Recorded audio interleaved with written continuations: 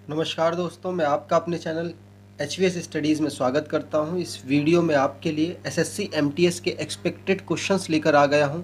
यहां पर हम क्वेश्चंस के इर्द गिर्द की सारी बातें डिटेल में करने वाले हैं। अगर आप इस चैनल पर पहली बार आए हो तो आपसे अनुरोध है, चैनल को सब्सक्राइब कर लीजिएगा। वीडियो अच्छी लगे तो वीडियो लाइक करके ज़रूर जाइएगा। चलिए स्टार्ट करते हैं। पहला क्वेश्चन है, in which year was the first round table conference held in London? Answer हो जाएगा 1930 में पहली हुई थी, 1931 में दूसरी राउंड टेबल कॉन्फ्रेंस हुई थी जिसमें महात्मा गांधी जी ने पार्टिसिपेट किया था, 1932 में तीसरी हुई थी जिसमें महात्मा का मतलब कांग्रेस का कोई प्रतिनिधित्व नहीं था, सिर्फ कांग्रेस का प्रतिनिधित्व सेकंड में था, और तीनों में पार्टिसिपेट करने वाले थे डॉक्टर भीमराव अंबेडकर साहब। ठीक है, अगले क्वेश्चन की बात करें, in which year did the Portuguese मतलब पुर्तगाल कैप्चर गोवा? गोवा को कब उन्होंने कैप्चर कर लिया था? आंसर हो जाएगा 1510, 1510 में उन्होंने गोवा को अपने अंडर में ले लिया था।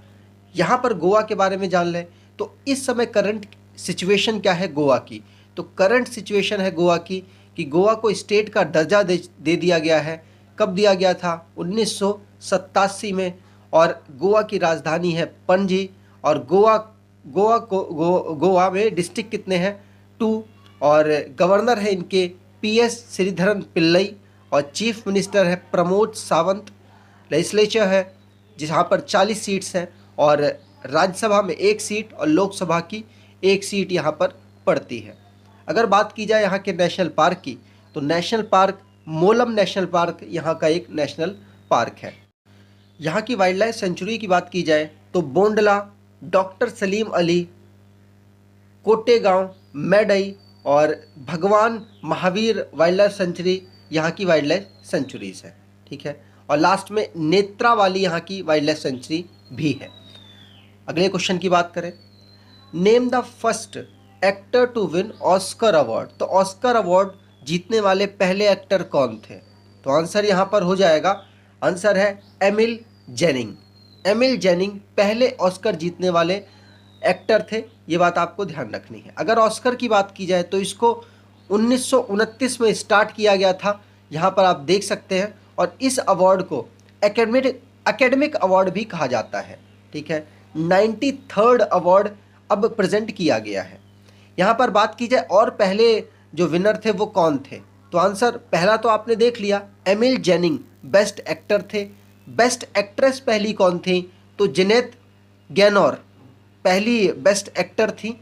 ये बात भी आपको ध्यान रखनी है, हो सकता है आपके आने वाले एग्जाम में ये पूछ लिया जाए। आगे बात करते हैं, और ये सब एसएससी के किसी न किसी एग्जाम में पूछे गए क्वेश्चंस हैं। अगले क्वेश्चन की बात करें, at the time of Akbar first monument made? तो पहला मॉन्यूमेंट कब बनाया गया था?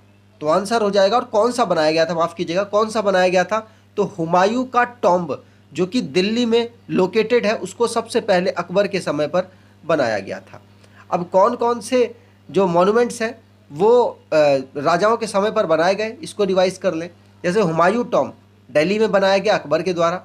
बुलंद दरवाज़ा अकबर के समय पर फतेहपुर सीकरी जो कि उत्तर प्रदेश में लोकेटेड है वहाँ बनाया गया। शालीमार बाग श्रीनगर जहांगीर के समय पर बनाया गया। अकबर का टॉम्ब सिकंदरा जो कि आगरा के पास एक जगह है, उसे बनवाया किसने?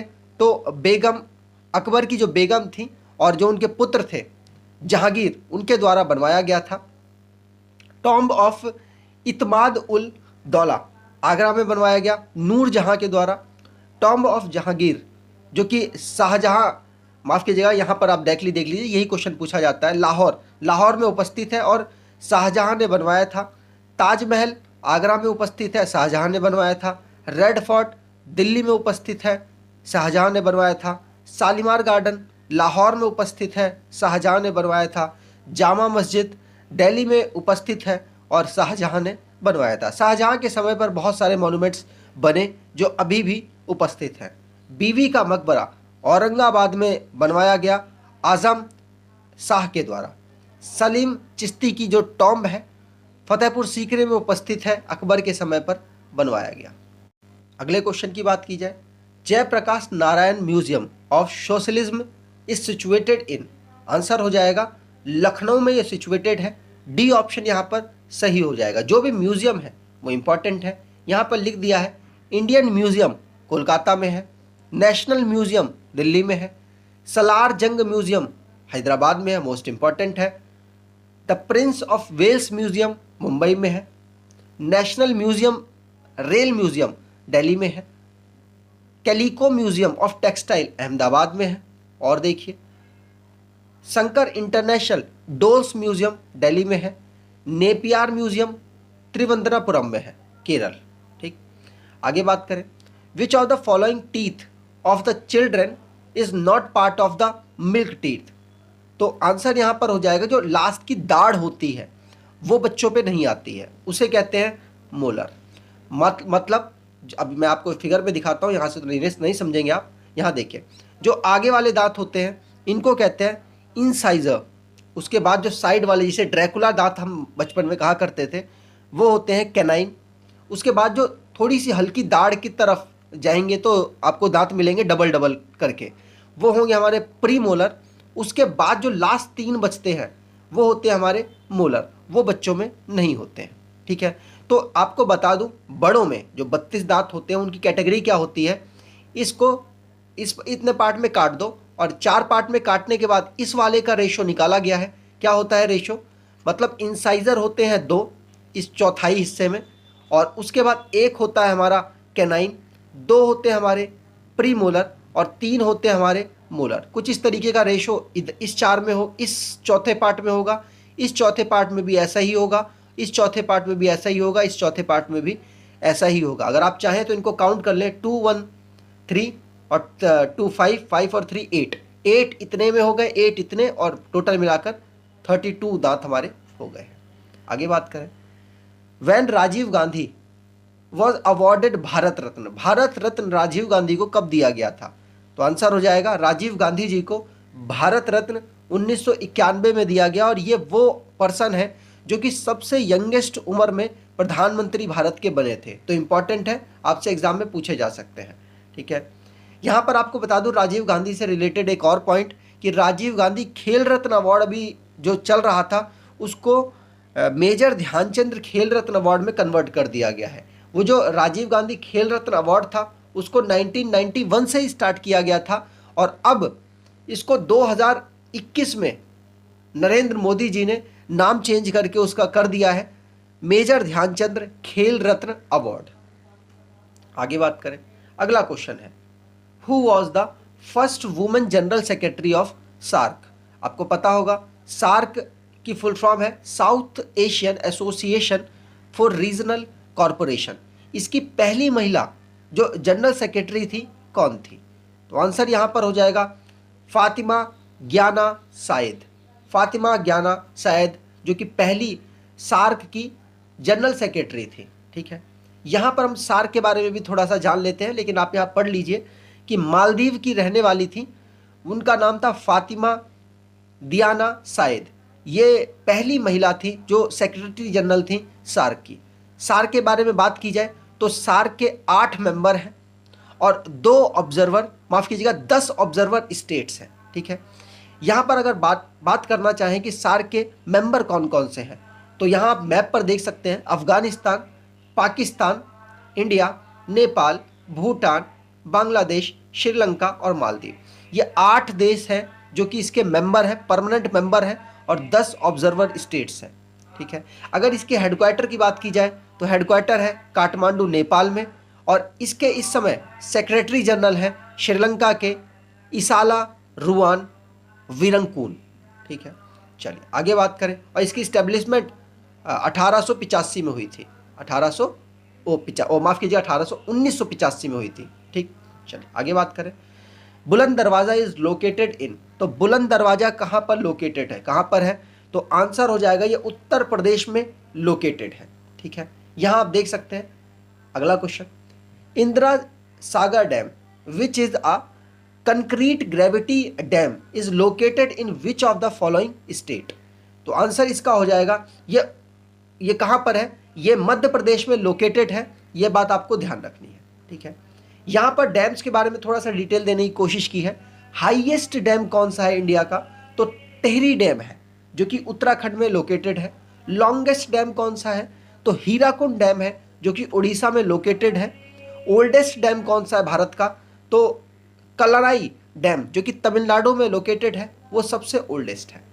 आगे बात करें, the valley of flower national park is located in, तो आंसर हो जाएगा उत्तराखंड। अगर आपसे पूछा जाता साइलेंट वैली नेशनल पार्क कहाँ पर है, तो आप बोलते केरला। ये दो मोस्ट इंपॉर्टेंट है, एक तो फ्लावर नेशनल पार्क और एक साइलेंट वैली नेशनल पार्क, दोनों मोस्ट इंपॉर्टेंट है, याद कीजिएगा। फ्लावर नेशनल पार्क कहाँ पर है?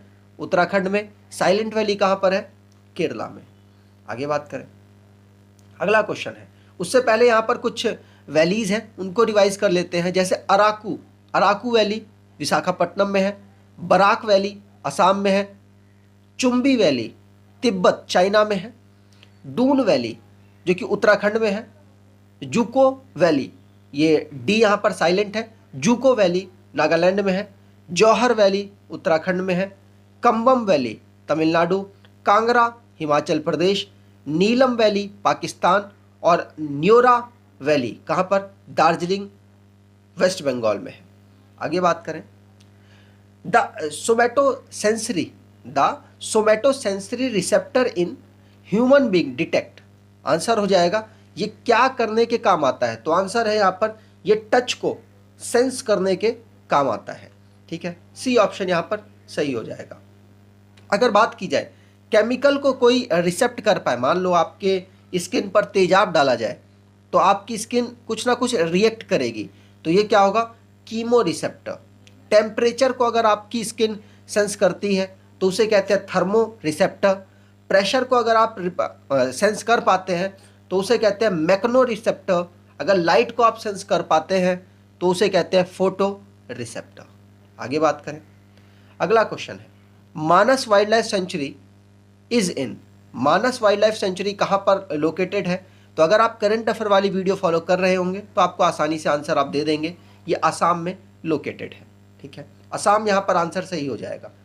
अगर यहाँ पर जानना चाहें लार्जेस्ट नेशनल पार्क कहाँ पर है, तो हेमिश नेशनल पार्क जो कि लद्दाख में उपस्थित है, लार्जेस्ट है। स्मॉलेस्ट नेशनल पार्क कहाँ पर है, तो South Button Island National Park जो अंडमान निकोबार में लोकेटेड है, वो स्मॉलेस्ट है। Largest wild life sanctuary Rann of Kutch Gujarat में है। Smallest wild life sanctuary Bor tiger reserve Maharashtra में है। आगे बात करें, अगला क्वेश्चन है, Kuchipudi is a folk dance of, answer हो जाएगा आंध्र प्रदेश। डांस से भी रिलेटेड आपको याद करना है, चैनल पर वीडियो पड़ी हुई है, आप उसे देख लीजिएगा, आपको बेनिफिट मिलेगा। अगर आपको वीडियो अच्छी लगी है तो आपसे अनुरोध है चैनल को सब्सक्राइब कर लीजिएगा, वीडियो को लाइक कर दीजिएगा। एटलीस्ट 10 से 20 लोगों को आप वीडियो शेयर करेंगे, ऐसी आपसे आशा रखता हूँ। धन्यवाद।